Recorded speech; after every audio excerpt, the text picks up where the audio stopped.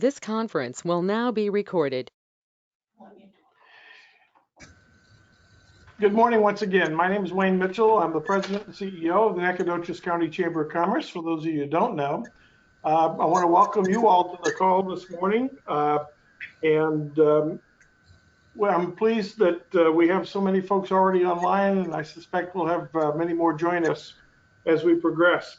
I do want to let you folks know that the media has been invited to participate and to monitor this call, and you can anticipate media stories as a result of what's shared during the call this morning. In addition to that, I want to remind you that the call is being recorded and will be posted a little later today on the Chamber of Commerce website at www.nacogdoches.org, and go to the YouTube section and you'll see that that the call is hosted. Want to let you know there are some upcoming chamber events on Thursday of this week. The chamber will host a candidate forum at the Fredonia Hotel and Convention Center starting at 7:30 a.m. with breakfast. If you haven't made reservations, I'd respectfully suggest that you do so as soon as possible by going on the chamber's website and making reservations to attend the program. After breakfast at 7:30, 8 o'clock will begin the forum, and I do anticipate that we're going to have every one of the candidates for municipal office in attendance, so it should be a really good program. I'm pleased to welcome Gabe, Lindsay, the president of the Nacogdoches Jaycees, to the call. He's going to talk about the Nacogdoches Pro Rodeo and Steer Show, which begins on Thursday, the 25th of this week, and runs through Saturday. And Gabe's going to tell us a whole lot about that program. Gabe and I I was a Jaycee for many, many years and had the honor of working for the United States Jaycees for about 5 years in Tulsa, Oklahoma, as Director of State Services and Director of Research and Development.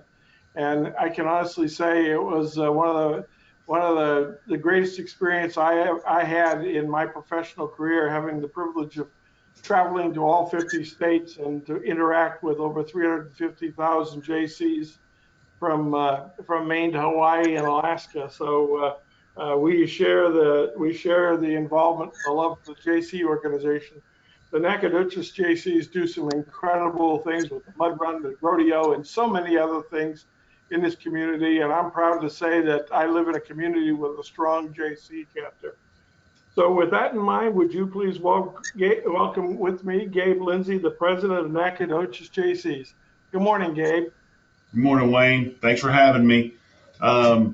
Just wanted to give everybody a quick update on the upcoming rodeo. As Wayne mentioned, it will be running through from Thursday through Saturday from 7 o'clock to roughly the end of the program, which is sometime each night around 9 or 9:30, maybe 10 o'clock. But he called me up last week and said, hey, I know you guys are getting ready. The Jaycees are getting ready to throw this big event. It's one of the first big events that Nacogdoches has gotten to participate in since the massive shutdown in 2020, and he wanted me to just kind of give you guys a rundown of it. So, with that being said, this is going to be technically the 40th rodeo anniversary of the rodeo. Last year was supposed to be the 40th, but we're just going to completely forget 2020 and hopefully wipe that off the books and start fresh this year. So we're gonna run with the 40th anniversary of the rodeo in Nacogdoches. Mainly the biggest impact that the rodeo has, especially for the Jaycees, because we do partner with the Exposition Center to put this event on, and we have an agreement between us and the Expo Center and the county that any of the proceeds are going to be split between us and the Exposition Center. So we're super excited and proud that we get to partner with the Expo Center and the help that we can provide them to do this. So with that being said, the biggest impact of the rodeo on Nacogdoches County obviously was the economic impact from 2020. There might be a little thing that you might have heard about called COVID that pretty much shut everybody down for the better part of a year. And with that being said, not only were for-profit businesses hurt, but nonprofits and all of the local civic organizations were impacted with that as well. Basically, because especially from the JC aspect, I can't speak for all the other nonprofits, but from the JC side of things, we pretty much had a complete loss of revenue last year. And the first big event that we do every year is the Pro Rodeo, and it is one of the biggest money makers, fundraisers for the Jaycees in particular. Starting out with roughly a third of our annual revenue comes from this particular event. So whenever I know that we were getting ready, we were ramping up for it, and right about the 15th of the month, 17th of the month, somewhere in there, we got the notification that the rodeo had to be canceled. So we for sure lost a whole bunch of income from that, and with the income that we have lost from that particular event directly impacts the community at large, because we take the funds that the funds that we raise for the different events, and we put that back into programs that we use for other events to raise money. But we also donate to other nonprofits in the community. So, while everyone pretty much had to burrow down and hide back and shut down, the Jaycees also couldn't donate the money that we had expected to last year. So we're super excited that we get to do this year. It is shaping up to be a fantastic event. I think sponsorships are coming along fantastic. I think that the ticket sales, I can't specifically tell what the ticket sales are, but I do have a notion that they're going to be pretty good. We had to supplement events this year to kind of help us through the first part of the year, since we lost a bunch of our income. We had to dip into savings a little bit, which is one of our goals to get that savings back up to where we were pre-COVID times.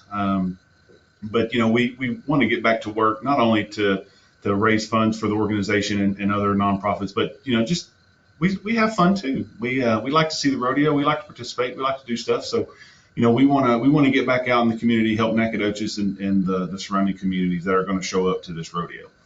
Now, I know that we have been the whole state in general, not just Nacogdoches, but everybody in general has been kind of watching the news for easing of the COVID restrictions. And we got a couple weeks ago, Governor Abbott, completely lifted the mask mandate and opened everything 100% capacity. Now, with that being said, that will not hold true for the rodeo. We are still going to, and I see Anita's on the call. Anita, you can jump in at any time if I need correction. I'm not opposed to someone correcting me, because I have a wife at home and I see her on the call. She will. Well, good. Well, if I say something out of line, you just stop me. Yes, But we are not going to require masks. We are not going to require mask is the main thing that we're not going to require. We are going to highly recommend people have them. We are going to socially distance as much as we possibly can. I know that the Expo Center has taped off different bleacher sections for people to have that extra distance between each other. There has been a vendor that donated a huge pallet of hand sanitizer that we will have available. We might actually be walking around and just be squirting people's hands with hand sanitizer as we go throughout the night. I know that there's going to be efforts to wipe down handrails, to wipe down bathroom handles. We're going to be, trying our best to sanitize and keep everything as clean as possible, to keep people as distant as possible. The Jaycees will, we aren't going to be requiring people to put their masks on, but I'm going to tell my group of guys to lead by example and have your mask. So, just make sure that that doesn't deter you from anything. I know people are leery about masks and things like that. So we encourage everyone to bring their masks if they're going to show up to the rodeo. What else is there? Now, this year's a little bit different for the Jaycees regarding the work that we have to put in. I know at this particular time, Anita and the county have at their disposal some inmate work. They come in, they hang signs, they hang banners, they do, general update and just general maintenance work. That is not the case this year. There has been the county restrictions are still in place for the inmates, and so the Jaycees are going to have to step up to make sure that we get that work done. I know that we went out there on Sunday to hang a couple banners, and I know that there's going to be plenty of work to do after each event, each night. Normally, the Jaycees will send out a sign-up sheet between all of our members, and we'll sign up for shifts to work different things. This year, we're basically just telling everybody in the organization, hey, most time when you sign up in years past, you're there pretty much the whole night anyway. So we're just going to basically tell people sign up for a night to work, and we're going to assign you something to do throughout the night. It could be directing people to their seat. It could be checking tickets. It could be any number of things. So not only are the Jaycees going to have to step up in that regard, but we're going to have to stay late and clean up the stands and clean up the trash. So, we're going to have to get our hands a little bit dirty this year, a little bit dirtier than normal, I should say.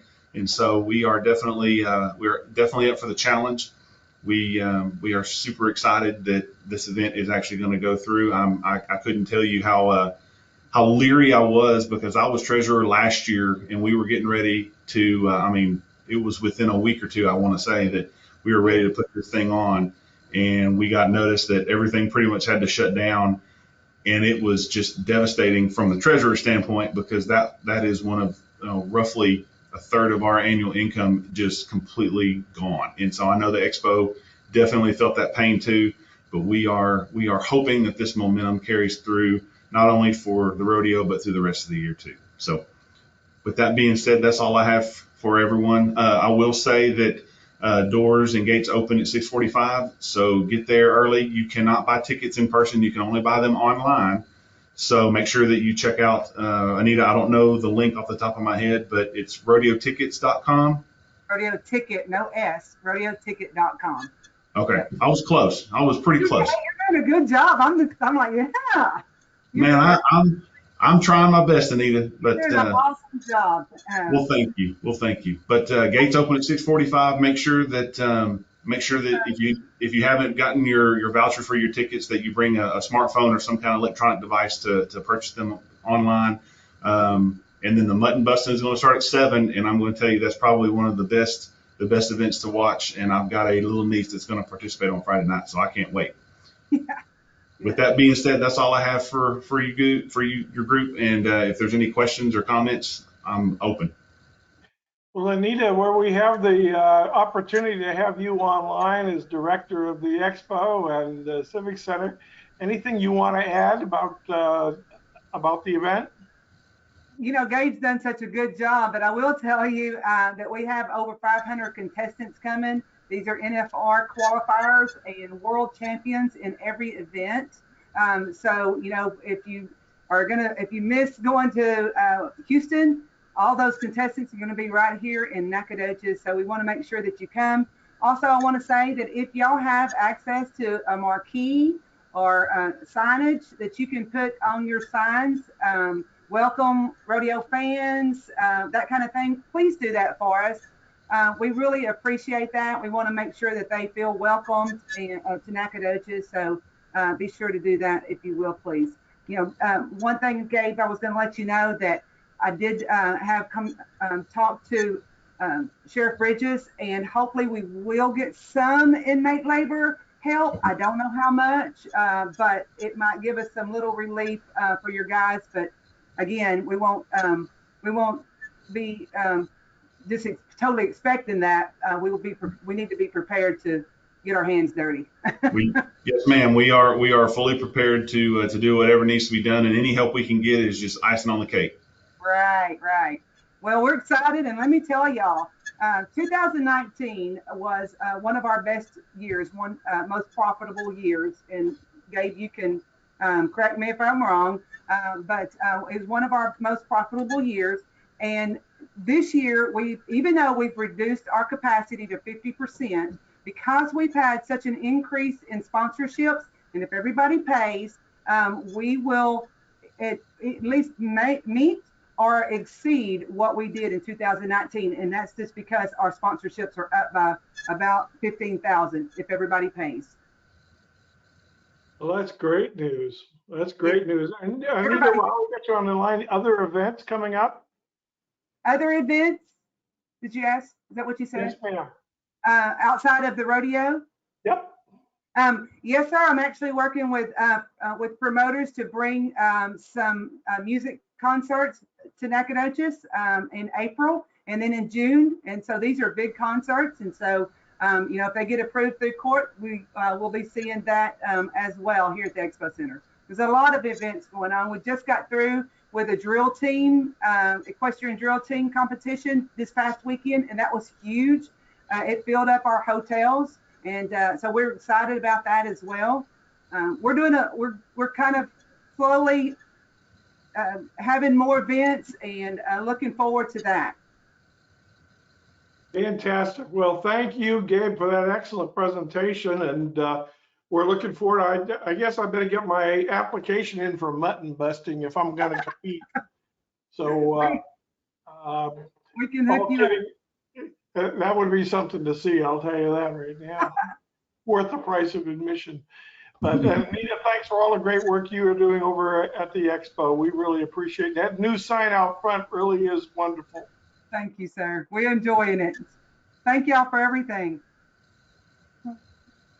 I don't see the city manager on as yet. He may join us a little later, but I do see that we're fortunate to have with us Dr. Scott Gordon. Good morning, Dr. Gordon.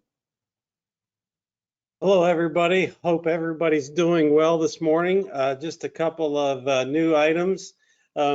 First, we have a new member of our leadership team that'll be arriving into Nacogdoches for a June 1st start date. His name is Lorenzo Smith, and Lorenzo comes to us from Cal State Sacramento. He is an engineer, and we're excited to get him here and rolling. And I know he has a tremendous interest in community involvement, and also we'll be working very, very hard on getting our Innovation and Outreach Campus up and running. Many of you know our Lady Jacks had a terrific season this year, and we're unfortunate to lose by 2 points to Georgia Tech in the NCAA tournament. There's a reason why they play 2 halves in basketball, right? And the second half wasn't necessarily our friend. The first half, we were definitely dominant. Our aviation program is going gangbusters at this point. We start officially in August, so fall semester. We have a lot of interest. I know the HCH Innovation or HCH Aviation team is hard at work. Working with us on recruiting, and there's a tremendous number of students who are out there who really want to be lumberjack aviators. We also just last week had our Distinguished High School Partnership program announced with our first Distinguished High School, which is Nacogdoches High School. For those of you who are unaware of that program, Distinguished High Schools are schools that we have very good relationships with, and also we either have or want to have a tremendous pipeline with.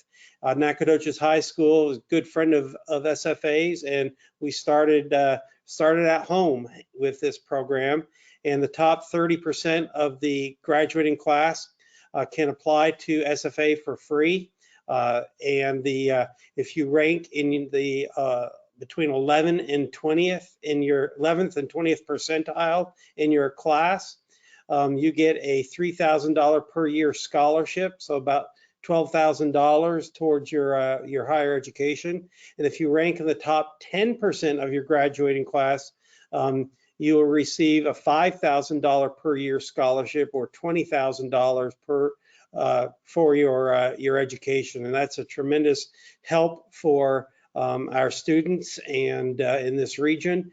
And we'll be this year announcing 5 or 6 different Distinguished High School partners, and we intend to expand that partnership program over the next several years. On top of that, we're just really kind of keeping an eye on what's happening in Austin with over 2,000 bills that were proposed over the last 10 days.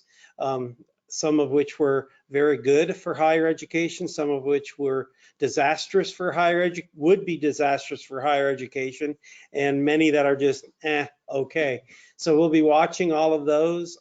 You know, it's kind of a roller coaster ride day by day as we hear from various committees, and it's going to be that way for a while. But our fingers are still crossed for a good legislative session. So that's it. And any questions, I'll be happy to answer. Thank you, President Gordon. Any questions for Dr. Gordon? One thing I will add, Miss America is in town, and she will be doing a Women in STEM function at the, well, she had a reception last night, but there'll be a function at the Fredonia today. So just FYI. Thank you, sir, very much. And thanks for your innovative approach to education funding and helping to position SFA so favorably with students. It will pay dividends in the future for our community, I'm sure. I'm pleased to welcome this morning the President and CEO of the Nacogdoches Economic Development Corporation, Larissa Philpott. Good morning, Larissa. Good morning. Good morning. We are still watching the new federal stimulus bill, waiting for our local directives at the city and the county level to see how we are allowed to spend those funds. It looks like they are to be directed, of course, to COVID response, infrastructure, and business and household aid. So we will hopefully, fingers crossed, have some directives on that soon and be able to move forward with funding those things. It is quite a bit more money than we received locally in the last stimulus. So we're excited about that opportunity. We are on the state level, we are watching and supporting some bills regarding transportation funding. We are always supportive of more dollars going to our transportation funding because Highway 69 is such a big, expensive project. We are excited about what's been funded so far, but there's always more to do, and so we need to support that. And I've shared that with some of our friends here. So hopefully we can get those bills supported. We do have our Spanish Entrepreneurship Academy, our Spanish Language Entrepreneurship Academy set for April 19th. Trying to determine a location for that. So if anybody is aware of a location where we could host that, we are continuing our existing Entrepreneurship Academy, but teaching a class entirely in Spanish for our Spanish speaking business owners. So if you know of a location, please reach out and let me know. We'd love to host it somewhere where folks feel comfortable and safe. And then also announcing that we will be hosting, along with other community partners with the CVB and the Chamber, our first restaurant week here in Nacogdoches. It would be the week of June 21st through the 27th. If you're not familiar with Restaurant Week, just Google Restaurant Week and it'll show you some great examples. But essentially what this does is it encourages folks to go out to eat and support our local restaurants. They had a rough year, and we are hoping that this will be the first of many of these, but we know that this year it's especially important. I know in some cities folks will go out to eat every single night in Restaurant Week because there's such great specials and such unique items that restaurants do that week. So we would appreciate your support in that, and we'll start getting the marketing materials out for that soon. Thank you. Thank you, Larissa. Appreciate that update. Any questions of President Larissa? Well, if not, it's my pleasure to welcome the Director of Visit Nacogdoches, Sherry Cheney Morgan, to give us an update from the hospitality world.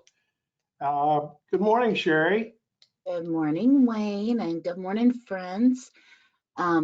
Our board met week before last and has approved our official transition into being known moving forward as Visit Nacogdoches, still maintaining Nacogdoches Convention and Visitors Bureau as our DBA, but just to sort of shore up the final details of our brand identity, it's going to be Visit Nacogdoches. We will answer to anything. It's just like my mother. I'm the youngest of four, so she calls roll when she's addressing any of us. So I answer to Shelley, Kevin, Stacy, or Sherry, sometimes even the dogs. We do have the most current hotel occupancy numbers, which indicate February. We were still in a deficit year over year, but still in single digits. We were down 6% over February of last year. And just as a reminder, Dr. Head brought it up earlier this morning in a chamber board meeting call. February of last year was our last quote unquote normal month that we had before we started to see the massive impact of the pandemic on our hotel and lodging properties here. So as we move into getting those March numbers, we will see positive numbers, but those are positive numbers with an asterisk as we are still in the midst of the recovery process. Visit Nacogdoches has taken on the management of the special events process for the city of Nacogdoches. Joanna Temple is the point of contact for that. And this week we're finalizing this first stage of this newly edited process. Many, many hours have been put into crafting a process that improves interdepartmental communication, best serves all departments in the city that work in conjunction to bring these events about, and to maximize their contributions. And then lastly, offers an accessible, logical, and fluid process for the end users, so that as we're able to open back up to events, we can do so efficiently and effectively.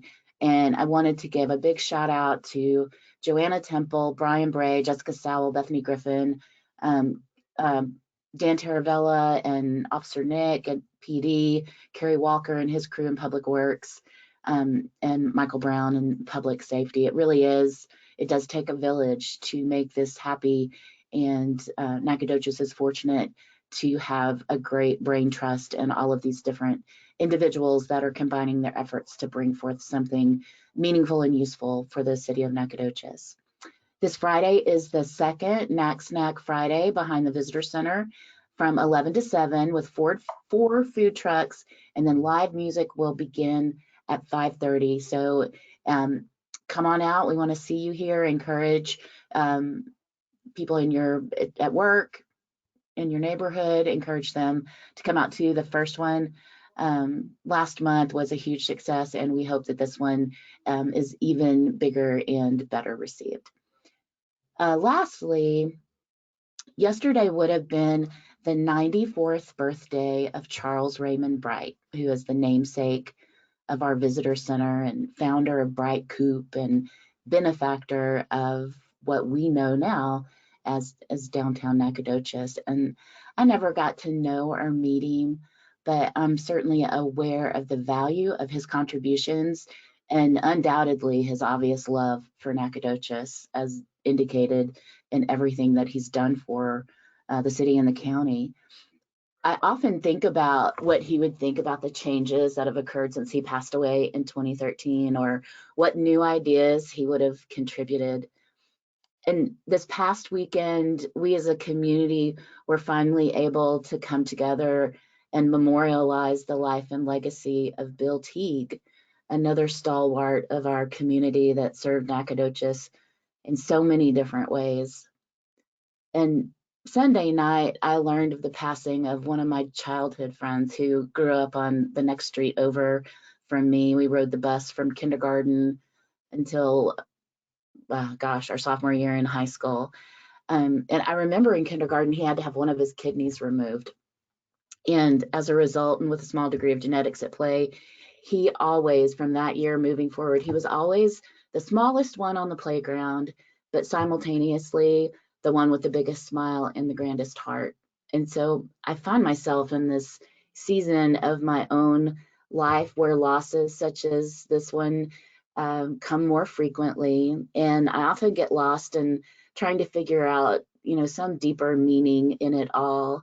And what I'm left with is this, and thank you for bearing with me, but perhaps the best way that we can honor those we lose in death is by how we choose to live the life we have remaining in ways both big and small, how can we pick up their torch and carry it forward? In the case of Mr. Bright, that might look like a local monetary donation, like the unexpected and very generous one that Eaton recently made to the visitor center. Bill Teague would certainly appreciate a simple blood donation in his name and in his honor. My friend Jamie loved music, so events like our upcoming Full Moon Summer Concert Series would please him to no end.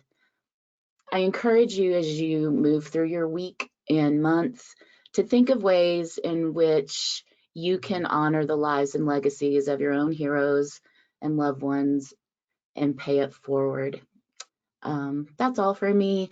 Thank you for the honor and the privilege of serving the city of Nacogdoches. And again, thank you all for everything that you do to help make Nacogdoches a great place for people to come and visit. Thank you. Thank you, Sherry. Any questions of Sherry? Well, again, thank you, Sherry, to you and your staff for all you folks are doing for the hospitality industry here in Nacogdoches. I'm pleased to welcome my colleague and friend, the president and CEO of the Nacogdoches Area United Way, Gary Lee Ashcraft. Good morning, Gary Lee. Morning, how y'all doing? Wayne, why do you put me behind such eloquent presenters? I just don't get it. But I will tell you that the United Way is doing well. I think I told you that the last visit we had Tuesday. We've recently had some more anonymous donations for sizable funding that is blowing my mind. The thing that really blows my mind, Day of Caring, Bill Teague and Caroline Garner are the muscle behind that, and Eaton Corporation will be coming back to us. Day of Caring, if you don't know, is our giving day, and that's when the United Way is mobilizes teams of volunteers. If you have a company or a school or whatever you do, we mobilize teams of volunteers to go about the community and do good things for generally agencies. We've also worked at No Kill Plaza to help those folks out there.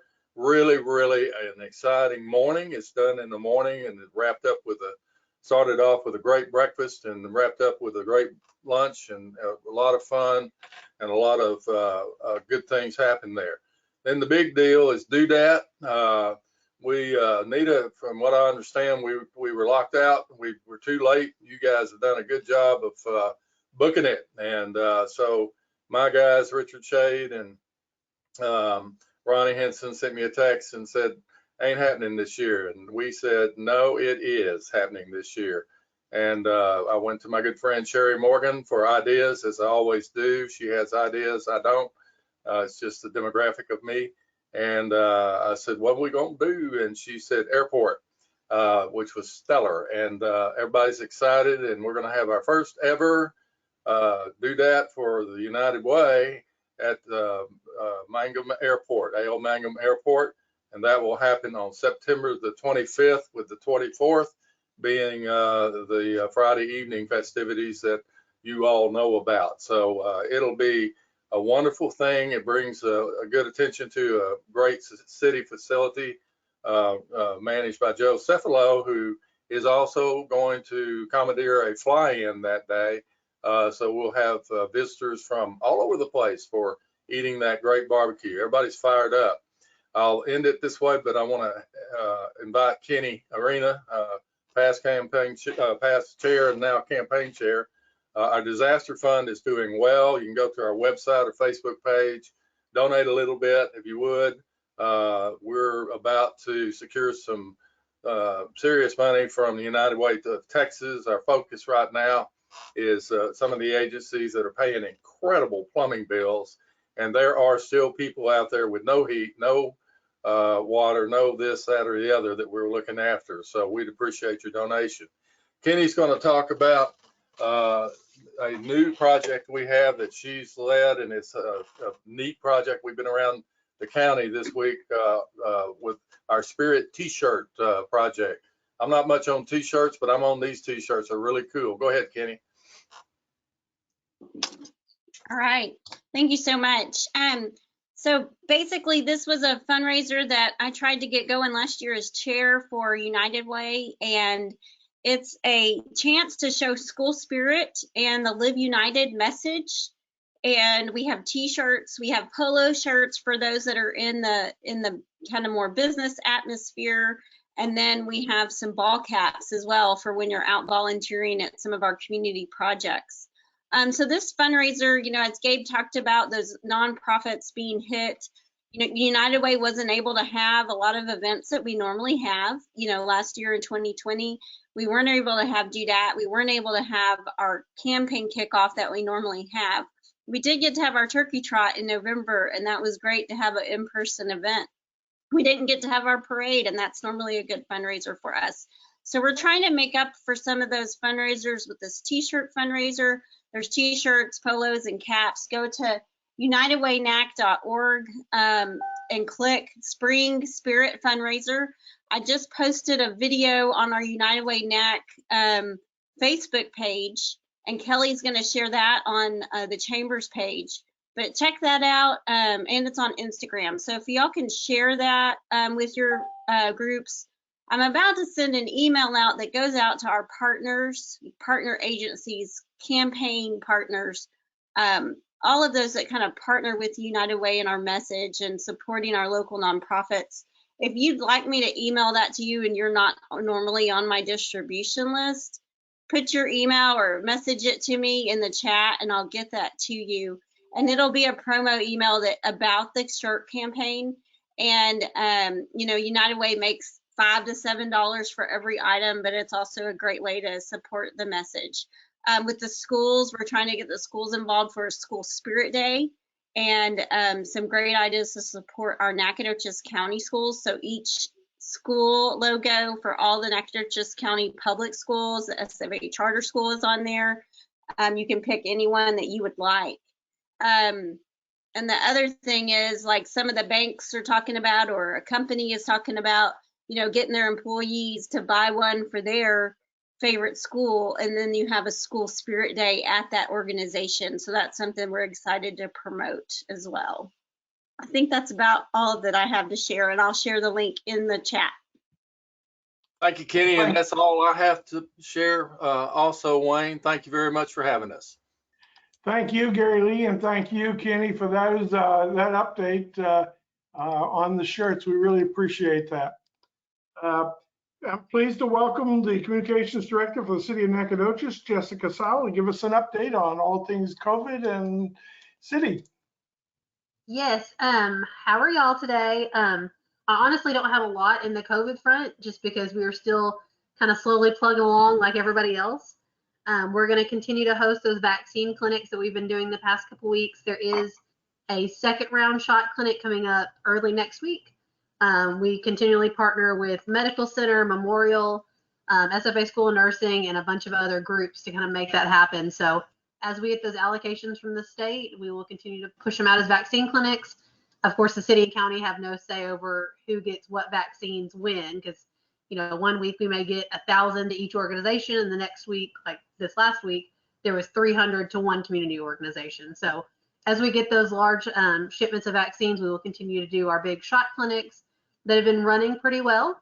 A lot of people say they're running like clockwork. They're at the expo for 20 minutes, and 15 of that is their observation after their vaccine. So we're pretty proud of how all of our community partnerships are going. So we will continue to do those throughout the summer and as long as needed. So that's kind of where we are right now. On another note, Miss America is in town. I got to give her a tour of downtown yesterday, and she is probably the nicest person I've ever met in my life, and thought our downtown was very sweet. It was a great little town, so we were excited to have her in the downtown square for about an hour yesterday, so it was great. So that's about all I have. I'm happy to answer any questions. Any questions of Jessica?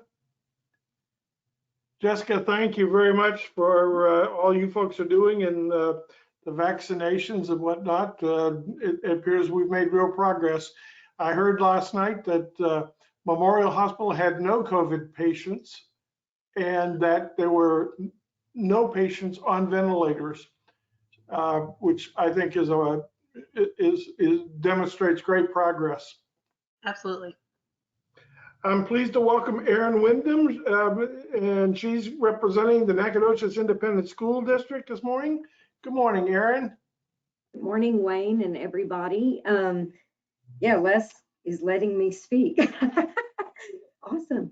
I wanted to let everybody know that looking at the calendar, we're kind of on the slippery slope to the end of the school year. So that puts us looking ahead to convocation and what that's going to look like.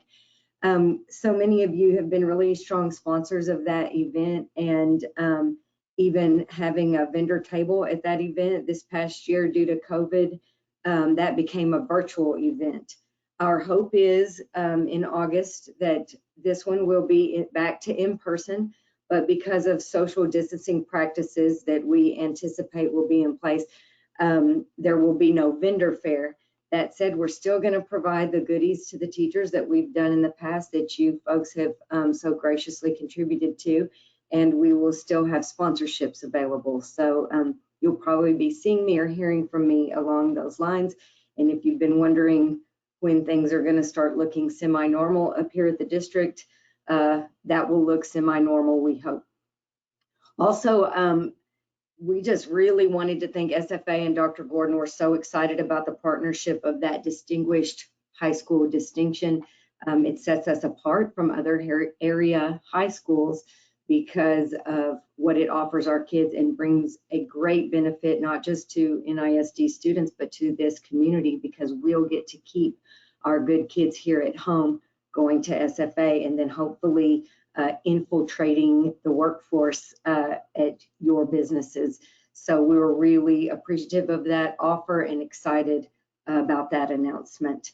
One last thing I wanted to add about the Jaycees is you may not know the partnership that we share at the district with them, because it is not one that you see on a billboard on a headline anywhere, but they provide our Angel Tree students with Christmas presents every year and have for several years now. And I mean, 80 to 100 children get a full spectrum of Christmas presents under the tree thanks to the Jaycees in Nacogdoches. So just wanted to send a shout out since they were on the call this morning. That's it. Thank you, Erin. Any questions of Erin? Thank you, Erin. Appreciate that. I'm pleased to welcome our city manager, Mario Canizares, up to the phone this morning. Good morning, Mario. Hi, Wayne. I can't get past you, can I? You're too slick. No, sir. So my apologies for being let out with Chief Scott Weems, Police Chief Scott Weems. Really quick report, not much. We're kind of on a couple of week break with our with City Council, but can give you a couple of things. Was on a call this morning with the Red Cross, and one of the things they're going to be pushing here coming up later this spring is working with County Judge Greg Sal and myself on doing a marketing push, and even I think Gary Lee, they're going to reach out to Gary Lee through United Way in regards to making a push into our community to seek volunteers to help make sure that we're better prepared for the next storm or natural disaster. We're coming up against hurricane season, and so want to make sure that we are better prepared as far as volunteers go, to make sure we can serve our community when those times arise. The second piece on the storm is I'm going to be scheduling a meeting here shortly with Encore to just talk a little bit about just our experience through the storms, along with just better preparedness going forward, to make sure that we've got certainly adequate power to our major infrastructure areas to continue providing water to our community. And with that, I've got nothing else to report. Well, I know I've said this to you privately, Mario, but the work that the Public Works Department has done in the cleanup is unbelievable. I just am so impressed at how quickly they've removed all of those tree limbs and branches and whatnot. I know there's still a lot of work to do, but they should be congratulated. I'm sure you're very proud of them. They're doing a lot of work, and we've had to actually bring in some additional crews through our contracts, agreements that we have through the private sector, to bring in additional contractors to remove brush from curbs. So folks that have fallen trees and limbs, if you could hurriedly put those to the curb, because we'll be coming by to get those picked up. I appreciate that, and appreciate all that you and your colleagues are doing. Folks, I believe this is the last. Does anyone else have anything that they'd like to announce before we move toward adjournment? If not, I'd like to thank all of our presenters today, especially Gabe, Lindsay, the president of Nacogdoches Jaycees, for that update, and Anita Scott for joining us this morning. I do want to let you know, we remind you that the legislative, we'll have a candidate forum led by John Allen Hendricks on Thursday morning at 7:30 at the Fredonia Hotel and Convention Center. If you haven't registered, I'd respectfully suggest you do so as quickly as possible.